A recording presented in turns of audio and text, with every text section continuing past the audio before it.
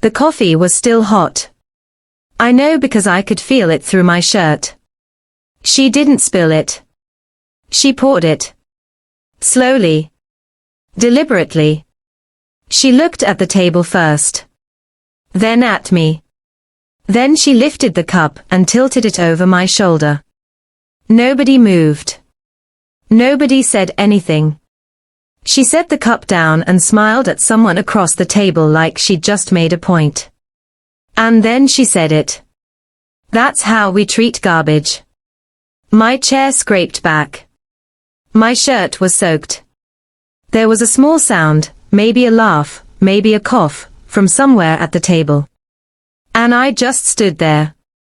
Because it wasn't the coffee that stopped me. It was their faces. Nobody looked shocked. That's when I realized something was very wrong. I'm not someone who talks about my family easily. I never was. I grew up believing that what happened inside a house stayed inside a house. That's what I was taught. That's what everyone around me seemed to believe, or at least act like they believed. I'm in my late 30s now. I have a job. A small apartment. A routine. Nothing dramatic. I'm not telling you this story because I want sympathy. I'm telling it because I think other people need to hear that this kind of thing is real, and it doesn't always look the way you expect it to. For most of my adult life, I kept a careful distance from my mother. Not a complete break. Just space. Enough to breathe. I'd show up for birthdays, for holidays, for the occasional Sunday meal. I'd stay 2 hours. I'd leave without incident. That worked for years. Then things started shifting. It started small. The way it always does. She began calling more. Not to talk, exactly. More to check. Where was I? What was I doing? Had I spoken to my brother? Was I coming to the next gathering? I answered honestly. I didn't think much of it at first. But the calls had a texture to them. A testing quality. Like each question was measuring something. Like she was building a picture of me that I wasn't allowed to see. Then at gatherings, I started noticing moments. A comment about my apartment being too small for a grown adult. A question about my job said in a tone that made the room go quiet. A joke, always a joke, about something I'd shared in private. Something I'd only told her. Something personal. And everyone laughed. Or looked away. I mentioned it once. Not to her, to my aunt. I said something felt off. That I felt like I was being set up for something without knowing what. My aunt looked at me carefully and said, "You've always been too sensitive." She changed the subject. I sat with that for a while. Maybe she was right. Maybe I was reading into things. Maybe the stress of adult life was making me paranoid. I wanted to believe that. But the calls kept coming. And the moments kept happening. And one Sunday, I arrived at a family lunch and felt it the second I walked in, that drop in conversation, that microsecond of rearrangement, like everyone had just been talking about something and needed a moment to settle back into their faces. I smiled. I sat down. I said nothing. But I started paying attention differently. Not anxiously. Not emotionally. Just carefully. So I stopped reacting. And I started watching. It was my cousin who gave me the first real piece. She didn't mean to. We were outside after one of those Sunday lunches, standing by her car, and she said something offhand. "Your mom showed us that message you sent her." I asked which one. She got a look on her face. Uncomfortable. Like she'd stepped into something she didn't expect. She said it was a message where I'd apparently called my grandmother a burden. I had never sent that message. I told my cousin that. Calmly. I said I had never written those words, not to my mother, not to anyone. My cousin nodded slowly and said, well, that's what she showed us. She got in her car. I drove home. I sat at my kitchen table for a long time. Then I went through every message I had ever sent my mother. Every text. Every email. There were years of them. I read through carefully. There was nothing. No version of that message existed. Not even anything that could be misread or taken out of context. Which meant she had created it. Or she had created a conversation that never happened and shown it to the family as evidence of something about my character. I didn't panic. I want to be clear about that. I just felt something settle in my chest. Something that had been uncertain for a long time suddenly became very certain. I started saving everything from that point forward. Every call with her, I began recording. Legally, in my state, one-party consent was all that was required. I bought a small digital recorder for in-person visits. I kept every text. I started a private email account where I forwarded things as backup copies. Within 3 weeks, I had enough to understand the shape of what she had been doing. She had been building a case against me. 4 years. I don't know exactly why. Maybe control.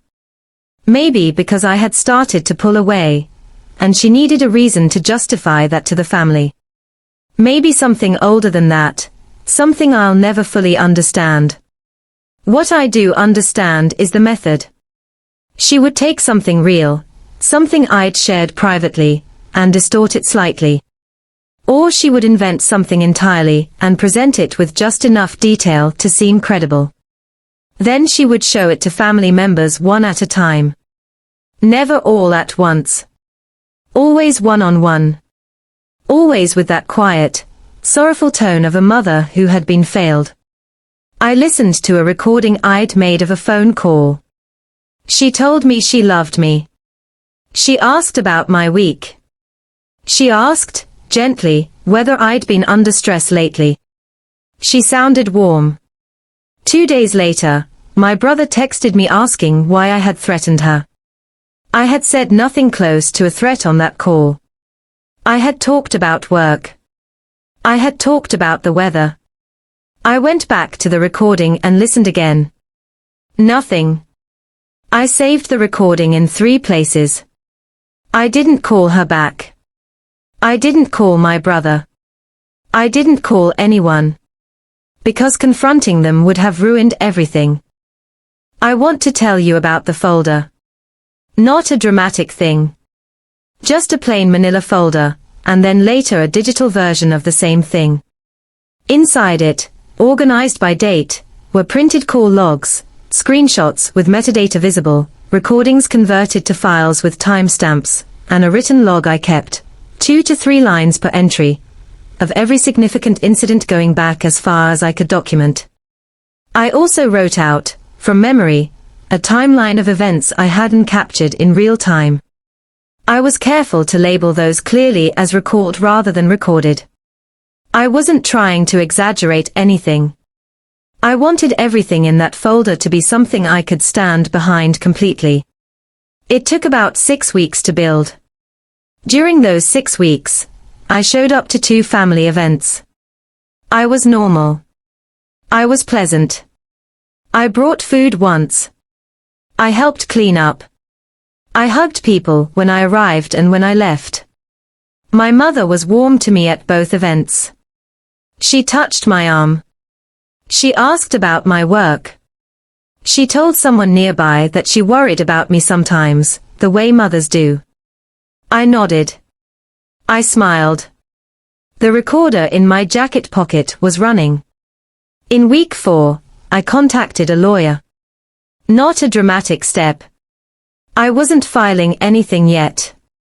I just needed to understand where I stood and what options I had. I found a family law attorney who also had experience in harassment and defamation cases. I sent her a summary before our meeting, and she responded quickly. Our first meeting was 40 minutes. She looked at the material I brought. She was quiet for a long time. Then she said, "This is more organized than what most people bring me." She outlined several things I could pursue, depending on how far I wanted to take it. Defamation was possible but complex. A cease and desist letter was very possible, and would create a legal record. If the fabricated messages had been used to damage any of my professional relationships, and I had one lead suggesting they might have, there were additional avenues. I told her I wasn't in a rush. I wanted to do this correctly. She said that was the right instinct. I left her office and walked to my car and sat for a moment. The thing about being methodical is that it keeps you from doing anything impulsive. Every time I felt something, anger, grief, the exhaustion of pretending, I had something to do instead. Add to the file. Make a backup. Write a log entry. Send the lawyer a follow-up question. It kept me even. Week 6. I had a phone call with my mother. She mentioned the upcoming family brunch. She mentioned that my grandmother would be there. She mentioned that my brother had been asking about me. She sounded perfectly normal. I confirmed I would attend. I had already spoken to my lawyer 2 days earlier. The cease and desist letter was drafted and ready. She had also prepared a short written summary of the documented pattern for a third party to review, someone in a position, if necessary, to speak to family members directly with authority I didn't have on my own. My grandmother, I had learned, had never actually seen the fabricated messages. She had only heard a summary of them, second-hand, from my mother. That mattered. I made one quiet phone call to my grandmother the evening before the brunch. Short. Careful. I told her I had some things I needed to share with her soon, and that I wanted to do it properly, and that I wanted her to hear it from me directly. She was quiet for a moment. Then she said, "I've been wondering when you'd call. I didn't sleep well that night. But I was ready. They thought it was just another day. It wasn't." The brunch was at my aunt's house. I arrived on time. I parked, sat in my car for 2 minutes, and went inside. The table was full. My grandmother was already seated. My brother. 2 aunts. My mother at the far end, talking to someone with that particular ease she had in rooms she felt she controlled. I said hello to everyone. I sat down. My lawyer was not in the room, obviously. But the cease and desist letter was in my bag, in a sealed envelope, and she was available by phone. We had spoken that morning. She told me to stay calm, stay factual, and let the documents do the talking. Brunch moved forward. Food was passed. Conversations overlapped. My mother made a comment about my apartment being in a good neighborhood, said it in a way that still somehow made it sound like a problem. A few people smiled. I didn't respond. About 40 minutes in, she made a reference to my grandmother. Something light, offhand, about how the older generation deserved to be surrounded by people who actually showed up for them. She looked at me when she said it. I waited 1 beat. Then I said, quietly, "I'd like to share something with everyone, if that's okay." The table shifted. That particular silence that comes when something unexpected happens in a space that was supposed to be controlled. I didn't raise my voice. I didn't stand up. I placed a small stack of printed pages on the table and slid them toward the center. I said, "These are time-stamped records of messages I actually sent. My phone carrier printed them. This one here is a recording of a phone call where I said nothing threatening, and this is the text my brother received 2 days later saying I had." I kept going. Slow. Steady. I addressed my grandmother directly. I told her the message she had been told about, the one where I supposedly called her a burden, did not exist. I told her I had documentation showing it didn't exist, and that I was happy for anyone at the table to look at it. My mother started to speak. I said, "I'm not finished." She stopped. I placed the envelope on the table. I said it contained a cease and desist letter that had already been sent to her address by my attorney, and that a copy had been filed. I told her that if fabricated communications about me were shared with anyone going forward, family, colleagues, anyone, there would be legal consequences, and the documentation to support that was already organized and held by my lawyer. Nobody shouted. There was no chaos. My mother's face went very still. My grandmother picked up the printed pages and began reading. My brother looked at the table. One of my aunts quietly left the room. My mother said something. I'm not sure what. Something dismissive. Something about how this was unnecessary, about how I was being dramatic, about how she was my mother. I said, "I know." And I left it there. I didn't explain further. I didn't need to. The documents were on the table. The letter had been sent. The record existed now outside of just my word against hers. I stayed for another 20 minutes. I spoke to my grandmother. She held my hand for a moment and didn't say much. She didn't have to. Before I left, she looked at me and said, "I'm sorry it took me this long to ask questions." I told her it was okay. I drove home. I didn't feel triumphant. I didn't feel the way you might expect. My mother's relationship with the family changed after that. Not dramatically, slowly. The way a structure changes when you remove something that was quietly holding a false shape in place. Some people pulled back from her. My brother called me 3 weeks later. We had a long conversation.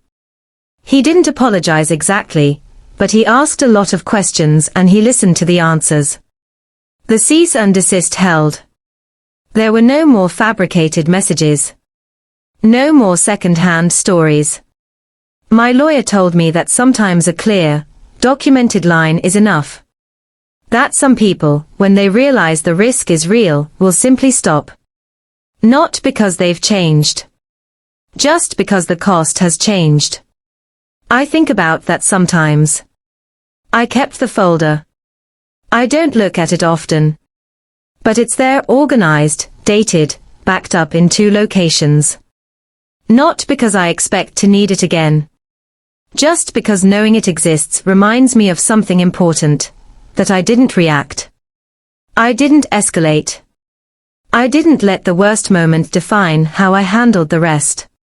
I went home that afternoon and made a simple meal. Something quiet. I sat by the window for a while and watched the street below. That night, everything was quiet.